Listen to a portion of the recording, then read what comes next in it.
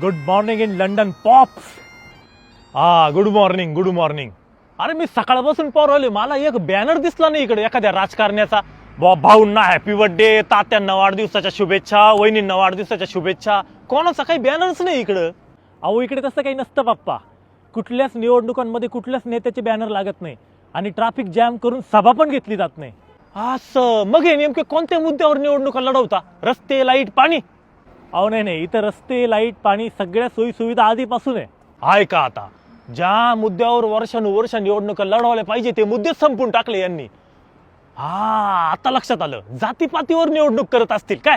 अहो नाही पप्पा, इकडे तसं पण काय होत नाही. सगळं विकासाच्या मुद्द्यावर होतं. म्हणून हे देश एवढे प्रगत आहे. आपल्याकडे पाहिलं ना काय चालू आहे. ज्या मुद्द्यांवर समाजकारण करायला पाहिजे, विकासाचे मुद्दे, ते राहिले बाजूला.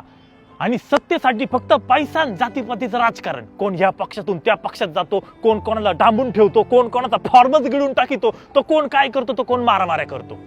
एवढेच कष्ट जर देशाच्या विकासासाठी केले असते तर मग आम्ही पण आपल्याच देशात जॉब केले असते ना. आपल्या घरच्यांसोबत राहिलो असतो व्यवस्थित. अरे 150 वर्ष राज्य केले या गोऱ्यांनी आपल्यावर, आणि आपण त्यांच्याकडून काय शिकलो? फक्त कपडे, दारू, पार्ट्या आणि ते सो कॉल्ड वेस्टर्न कल्चर. शिस्त नाही शिकलो, वक्तशीरपणा नाही शिकलो, सिविक सेन्स नाही शिकलो. अरे हेच शिकावं लागल. या राजकारण्यांसोबत आपल्या सामान्य जनतेची पण तेवढीच चुकी. लवकर सुधारावं लागेल, नाहीतर मग आपल्या येणाऱ्या पिढीचा हे राजकारण, समाजकारण आणि मतदान याच्यावरचा विश्वासच उडून जाईल. खरंय पप्पा.